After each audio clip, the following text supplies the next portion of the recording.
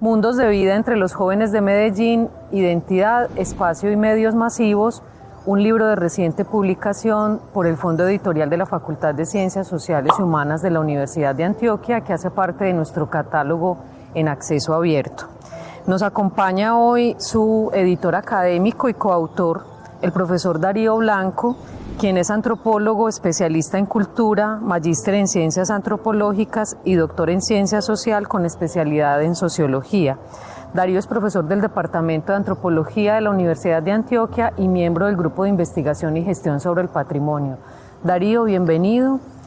Cuéntanos un poco cómo surge la idea de este libro, que es un trabajo colectivo también con otros docentes, no solo de la Universidad de Antioquia, sino de otras instituciones. Diana, gracias por la invitación y al Fondo Editorial.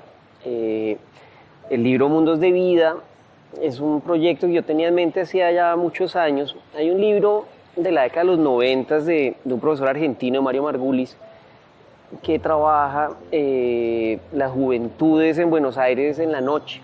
Entonces, es un libro que cuando yo lo leí, en algún momento en una investigación hace mucho tiempo me impactó, y yo tenía como esa idea de hacer algo así desde hacía mucho tiempo. Cuando logré, digamos, después de unos años aquí en la universidad, tener la posibilidad de un año sabático, pensé que era como una buena oportunidad para llevar ese proyecto a cabo, y mirando, digamos, la alacena y viendo qué tenía, me he dado cuenta que en esos años pues había trabajado temáticas juveniles y había, digamos, varios colegas que han estado conmigo que me podían acompañar en el proyecto. Entonces, de esa manera comencé a llamar a personas que ya habían trabajado conmigo anteriormente, que yo sabía que tenían experticia en ciertos temas de juventud en Medellín, y otros colegas, digamos, de otras facultades que también trabajan el tema, y así armamos como este proyecto. En realidad había mucha más gente y sobre el camino se fueron cayendo algunos temas, pero me parece que lo que finalmente logramos presentar es un libro, digamos, bastante articulado, bastante redondo sobre los mundos de vida de los jóvenes. Porque, y es una de las preguntas que te haces en la introducción, ¿por qué estudiar los mundos de vida de los jóvenes de Medellín? Es una pregunta muy interesante y que te agradezco, porque en el momento que grabamos esto llevamos 30 días, digamos, de un paro nacional y de un conflicto exacerbado que no vivíamos probablemente desde la mitad del siglo XX en este país, y los grandes protagonistas son los jóvenes. Y hoy venía en el carro escuchando una emisora digamos, de los grandes medios, y el hashtag era ¿qué quieren los jóvenes? ¿Qué piensan los jóvenes? ¿Qué desean los jóvenes? Ahorita los medios están con el tema, digamos, intensamente tratando de entender qué pasa con los jóvenes, y tratan como tienden en dos miradas, pero sobre todo los grandes medios una, y es pensarlos como vándalos, como gente que no quiere estudiar, que no quiere trabajar, que quiere todo regalado, que ha sido una mirada consistente, adultocéntrica sobre los jóvenes. El libro en su momento intentaba justamente combatir esa mirada, y era tratar de entender desde esa posición de esos jóvenes, digamos, en un ejercicio empático, cómo vivían su mundo y cómo lo cargaban de significado. Hoy probablemente tiene más sentido que nunca este libro y esa mirada, porque ahí hay en ese libro, en la introducción, pues no en la introducción, sino en la panorámica, en la primera parte del libro, hay un apartado que a mí me gusta mucho, sobre una encuesta que hicimos. Preguntábamos a los jóvenes qué piensa usted de ser joven y qué piensa de ser adulto, y sobre esas respuestas hicimos una paráfrasis que no es producto, digamos, de nuestra visión como investigadores, sino es retomando esas intervenciones de esos jóvenes sobre qué pensaban ellos, y ahí planteaban cosas muy lindas sobre ser joven y ser adulto que me tienen pensando hoy frente a la coyuntura social y política. Señalan muchos de estos jóvenes frente a la idea de adultez y de juventud, que el adulto está demasiado preocupado por el día a día, está demasiado agobiado, tiene que solucionar todos los días algo, y en ese día a día se le van los sueños y no puede mirar al futuro. Y ellos se veían y decían, no, pero nosotros sí logramos alzar un poco la mirada y nosotros sí queremos un futuro. Hoy cuando ves qué está pasando en la calle, los jóvenes están peleando por su futuro y los adultos muchos estamos encerrados en las casas preocupados por nuestro presente. Entonces creo que ahí está probablemente uno de los grandes valores de poder entender esta juventud y el valor que podría tener para un lector este libro, sobre todo en este momento. Bueno, justamente cuando se lee el libro uno se da cuenta que hay una idea de juventud, ¿cierto?, que circula en las distintas voces que conforman el texto, que se opone de cierta manera a esa idea de la juventud en la que se han fundamentado muchos de los estudios como una juventud problemática, una juventud inclusive mirada en términos patológicos. ¿Cuáles son esas nuevas coordenadas o esas distintas coordenadas que los autores proponen en el texto para pensar la juventud más allá de esto? Hay como un énfasis en los estudios de juventud, se ponen cosas de moda y luego se apagan en la academia.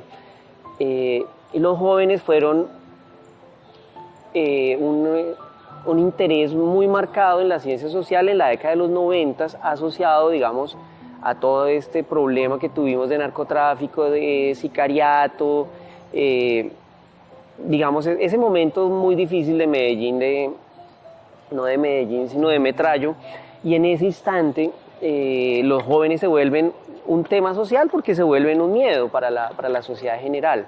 Probablemente a partir de lo que estamos viviendo ahora vamos a tener un resurgimiento de estudios de juventud de aquí a a un lustro, probablemente tengamos mucho estudio. En ese momento, como el joven se veía como un problema, entonces hay toda una orden grande de investigación, pero que va a tener ese perfil que señalas, Diana, del joven como problemático, violento, su sexualidad es como un problema para los adultos, en general todo muy pensado como en términos de salud pública, en términos de violencia, de cómo intervenirnos, una mirada absolutamente adultocéntrica desde la perspectiva de los adultos sobre la vida de los jóvenes. Este libro trata de voltear esa perspectiva y más bien pararnos desde esos mundos de los jóvenes y ellos cómo cargan de sentido, cómo significan, cómo de alguna manera articulan estos mundos de vida. Y es significativamente distinto pensar que la sexualidad es una exploración digamos, del propio cuerpo y también de la propia identidad y de la subjetividad, que pensar que es un problema que se va a volver en un embarazo no deseado que va a tener que atender la familia sobre sus hijos. Entonces son miradas completamente diferentes y aquí intentamos desde esta posición de los jóvenes subvertir o tener una mirada paralela, alternativa a esa mirada tan adultocéntrica que ha tenido, digamos, la investigación y la academia sobre la juventud. El libro está dividido en 4 bloques temáticos. Panorama juvenil es uno de ellos, la espacialidad de los jóvenes otro, jóvenes, medios y culturas juveniles y por último, nuevos escenarios juveniles. Cuéntanos de manera breve qué puede encontrar el lector en cada uno de esos bloques temáticos. Entonces el libro abre con una panorámica. La panorámica se basa en una encuesta que hicimos, más o menos con unos 500 jóvenes la contestaron, y la idea con esa, digamos, apertura es tener un panorama amplio de qué están pensando los jóvenes y de entender, digamos, en términos gruesos estadísticos, esa panorámica juvenil. Ahí hay cosas que salen muy, muy interesantes. Una, por ejemplo, refiere a la religiosidad. Cerca como más del 30, casi el 40% de los jóvenes que están ahí, digamos, encuestados, manifiestan ser agnósticos. Y otro porcentaje grande, como el 15%, ser directamente ateos. Las encuestas de juventud del año 2000 y una del 91 anterior marcaban como un 80% de jóvenes católicos. Entonces lo que nosotros podemos encontrar es un movimiento muy marcado, muy potente, de alejamiento, digamos, de laicidad, probablemente de alejamiento de la religión y de laicismo y secularización. Estos jóvenes ya no son tan religiosos. Ahí en esa panorámica podemos encontrar cómo los jóvenes están bastante empoderados sobre su sexualidad y su cuerpo. Frente a los padres y frente a los adultos no están dispuestos a negociar su sexualidad, no están dispuestos a negociar muchas de sus prácticas corporales, las cuales consideran propias subjetivas, autónomas. La sexualidad es interesante, hay más o menos un 25% de hombres y un 20% de mujeres que se declaran abiertamente homosexuales y que lo defienden perfectamente. Frente a las encuestas anteriores de juventud, pues es una cifra bastante grande. Frente a la mirada adulta que tenemos hoy, que en medios es muy marcada, de los jóvenes, los ninis que ni trabajan ni estudian, que no quieren hacer nada de la vida, lo que nosotros encontramos es que más del 80% están estudiando, solamente como el 2% son ninis, el resto o están estudiando o están trabajando, y como la mitad de ellos, el 40 y algo por ciento, estudian y trabajan.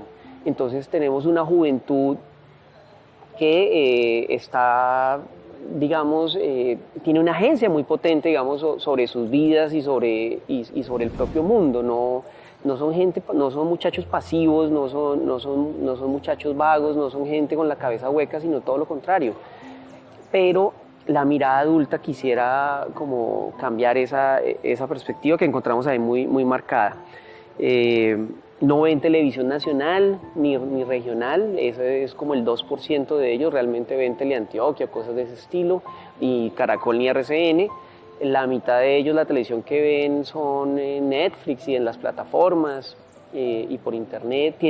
Pasan muchísimo tiempo en redes sociales y en la tableta. Entonces, en general, digamos, hay mucha estadística y hay como una información muy interesante para las personas que les interese, que trabajen el tema o que les interese la juventud, para entender, digamos, hacia dónde se ha ido moviendo la juventud. Leen poco, por ejemplo, es uno de los hallazgos, no leen mucho, pero se informan de otras maneras.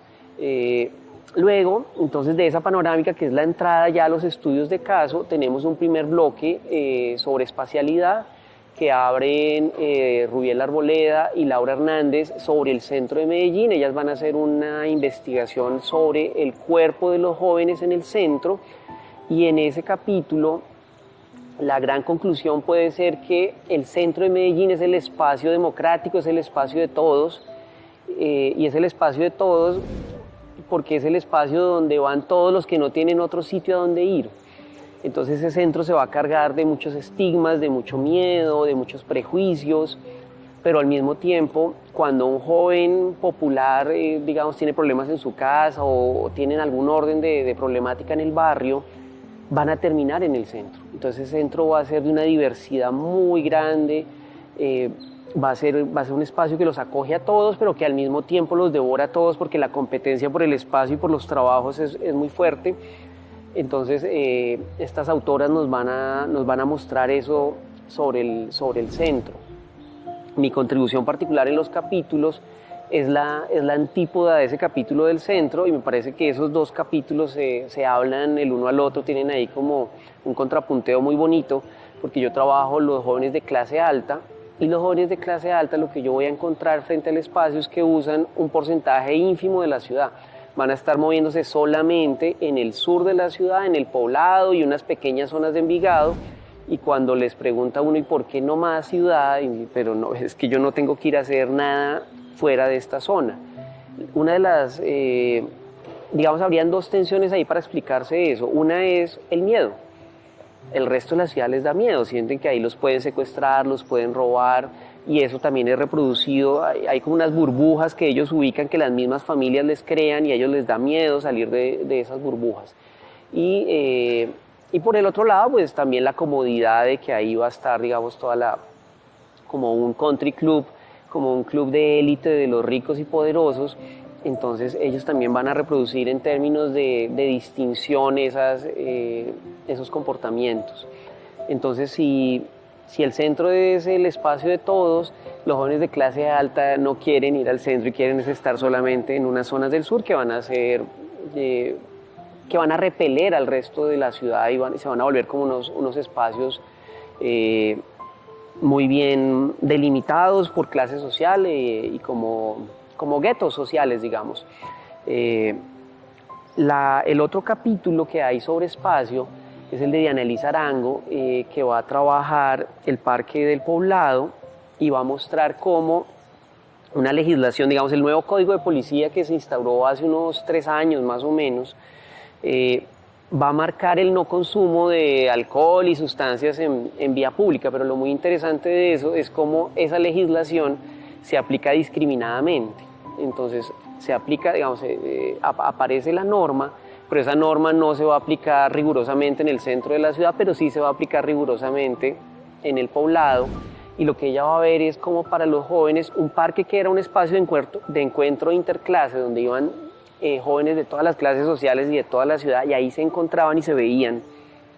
De repente se va a desarticular y no va a quedar nada. Entonces estos jóvenes van a tratar de resistir esa norma y van a armar como unos ciertos movimientos, unos ciertos espacios de conversación, de discusión, ciertos foros para resistir eso, pero como la norma impide la congregación, ese espacio de socialización se va a perder.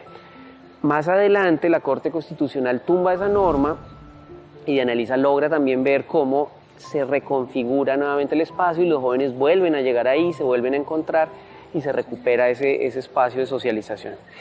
Simón Puerta Domínguez va a hacer un capítulo sobre los jóvenes en dos formatos, digamos, cómo los representa la televisión y cómo los representa el cine. Él hace esa comparación que es muy interesante porque él va a decir, bueno, aquí hay una juventud modélica que es presentada por la televisión y una juventud anómala que es presentada por el cine. Y el análisis y las conclusiones son interesantes. La televisión, que tiene unas presiones de pauta y que tiene, digamos, unos poderes que la están también revisando, va a presentar esta juventud de moratoria social, estos jóvenes que están estudiando y que ya van a salir y se van a volver y se van a integrar como parte de la sociedad en una de las mejores maneras, en su mejor formato de juventud, mientras que el cine, en general, pues nuestros cines que son más bien independientes y va a ser ese cine el que va a poder mostrar esa juventud de los barrios, esa juventud de la calle, esa juventud problemática, violenta. Entonces él muestra ese contraste ahí. Luego sigue Rodolfo Vera Orozco, que va a trabajar las culturas juveniles a partir de la música y va a decir, y se va a hacer una pregunta que es muy interesante y es, a finales, digamos, del siglo XX, en los 80s, 90s del siglo XX, va a hacerse una pregunta en este capítulo sobre estos jóvenes, las culturas juveniles en relación a la música. Entonces muestra cómo, digamos, en los 80s y 90s los jóvenes van a estarse tomando las calles en formatos, digamos, de culturas juveniles asociados a los géneros musicales. Entonces dice, bueno, ¿y qué pasó con esas? ¿Qué pasó con esas culturas juveniles que hoy parece que desaparecieron? Las respuestas que va a encontrar pues tienen mucho que ver con las nuevas tecnologías, con la omnipresencia de la música. Antes la música era casi muchas veces como una droga que pasaba de mano en mano subterránea. Hoy un muchacho con un teléfono tiene acceso a toda la música del mundo en tiempo-espacio, en todos los tiempos, de todas las latitudes. Entonces eso ha cambiado la manera en que los jóvenes viven estas culturas juveniles, haciéndolos más complejos, menos homogéneos. Y ahí más o menos, digamos, es como el capítulo de Rodolfo. Marily Rendón Zapata tiene su capítulo sobre dos géneros que han sido largamente asociados a los adultos de Medellín, salsa y tango, y va a mostrar cómo los jóvenes los reconfiguran, se los apropian, pero ya no como los adultos, como muy en las letras y en el conocimiento de la música, sino en la corporalidad del baile, y desde esa corporalidad del baile van a subvertir como ideas de género y de sexualidad. Entonces, en el último bloque, Adrián Restrepo Parra arranca presentando un análisis sobre el movimiento, digamos, de los jóvenes en relación a la marihuana, y va a mostrar, es un capítulo muy lindo también porque él va a mostrar cómo uno de los mayores miedos del joven es que la mamá lo eche de la casa y sobre todo perder el amor de la mamá y como consecuencia de eso que lo echen de la casa. Entonces, él va a mostrar cómo estos jóvenes van a pelear con ese estigma de ser marihuanero que se vuelve como la única etiqueta que termina englobando su identidad y van a resistir eso y se van a comenzar a articular y van a comenzar a generar todo este movimiento, y entonces nos muestra una perspectiva completamente diferente sobre esa visión muy adulta y muy estigmatizada sobre el consumo de marihuana. Luego, Natalia Galeano, pensando en el tema, digamos, un tema que estuvo muy de moda y que todavía sigue estando ahí presente, el posconflicto, va a presentar una idea, y es, bueno, si los jóvenes son las mayores víctimas de la violencia y del conflicto, pero al mismo tiempo son los mayores victimarios, ¿qué tienen estos jóvenes para aportar a la solución digamos, a superar la violencia? Entonces va a revisar con un grupo que ella trabaja qué soluciones pueden dar ellos para lograr resolver conflictos, para poder tener, digamos, intercambios con la alteridad sin llegar a la violencia. Y finalmente, el último capítulo es de Luis Ramírez Vidal, que va a analizar una profesión o una temática que ha estado de moda y en crecimiento exponencial para Medellín, y es la cocina. Entonces él va a ver, bueno, Medellín se vuelve una ciudad turística, una ciudad internacional, y asociado a eso va a haber un boom de la cocina, pero para que esos nuevos restaurantes y esa cocina prospere, va a necesitar batallones y batallones de jóvenes, que son los que van a ser los chefs, los que van a ser los meseros, los que van a estar, digamos, generando todo este nuevo escenario, y él va a mirar, bueno, ¿qué ha pasado ahí? Y las conclusiones, pues, son agridulces. Hay como un nuevo escenario grande de vinculación para los jóvenes, pero también hay unas ofertas muy grandes de formación que no siempre son muy buenas, hay mucha explotación laboral, hay como escenarios distintos que él finalmente nos presenta en el libro. Darío, muchas gracias. Queda un panorama amplio sobre las diversas temáticas que explora el libro Mundos de Vida entre los Jóvenes de Medellín, Identidad, Espacio y Medios Masivos, que invitamos a consultar de manera libre y gratuita. Hace parte de nuestro catálogo en acceso abierto y puede ser leído o descargado desde el repositorio digital de la Universidad de Antioquia. Invitamos también a nuestros lectores a que sigan nuestras redes para que conozcan otras publicaciones del Fondo Editorial de la Facultad de Ciencias Sociales y Humanas de la Universidad de Antioquia. Muchas gracias, Darío. Diana, muchas gracias por el espacio.